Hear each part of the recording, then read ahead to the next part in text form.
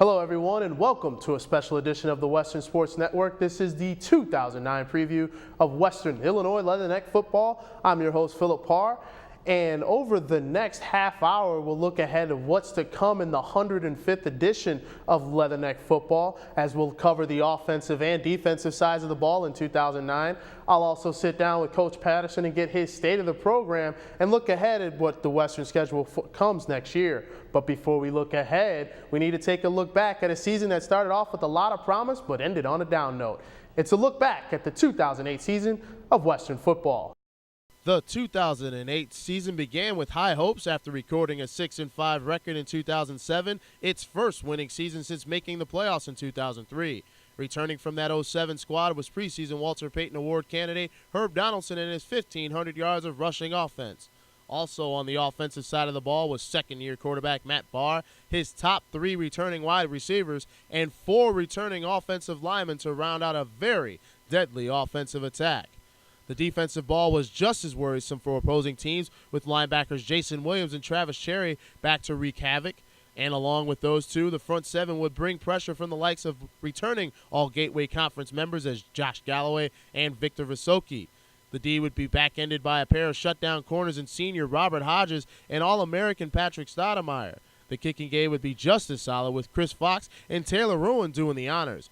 But the season would not get off to a grand start as the team had hoped. After holding the lead against SEC member Arkansas for most of the game, the Necks found themselves on the other end of the stick, losing by 4, and then 2 weeks later, once again on the road, the Necks battled back from a 24-point deficit to close within 2, but once again fell short of the W, leaving the Necks at 1-2 and looking for answers.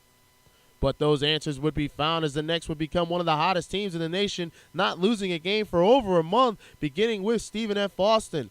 The biggest win in that 4-game win streak coming October 11th at the hands of North Dakota State. The 27-22 victory in the Fargo Dome handed the Bison its first home loss in nearly 3 years. Follow that huge W up with a dismantling 56-point homecoming shutout versus Indiana State. Western sat at 5-2 and had its highest national ranking in over 5 seasons. But then something happened at the height of momentum. They stopped playing football for a week. And with that, the momentum and the 4-game win streak went bye-bye in a November first thrashing at the hands of Northern Iowa. Western's hopes for the playoffs still had life as it went to Southern Illinois for the last road game of the season. But once again, Western would find themselves on the wrong end of a tight, hard-fought game as its playoffs dreams died with a 10-point defeat, 24-14.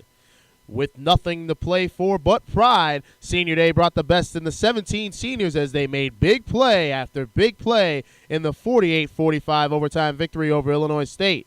But unfortunately for Western, the weekend after saw the end of the season with a tough home loss to Youngstown State. Western once again saw its record at 6-5, but more disappointment as it wondered what could have been. Even though Western missed the playoffs, the team had a lot to smile about. Herb Donaldson set the all-time Missouri Valley rushing mark, and overall Western for the second straight year boasted a top 10 rushing attack. Jason Williams' 14 forced fumbles also set an FCS record for a career, as the two were among the finalists for the Walter Payton and the Buck Buchanan Awards, which goes to the top offensive and defensive players in all of FCS. But unfortunately, Herb Donaldson and third-round draft pick Jason Williams are no longer here.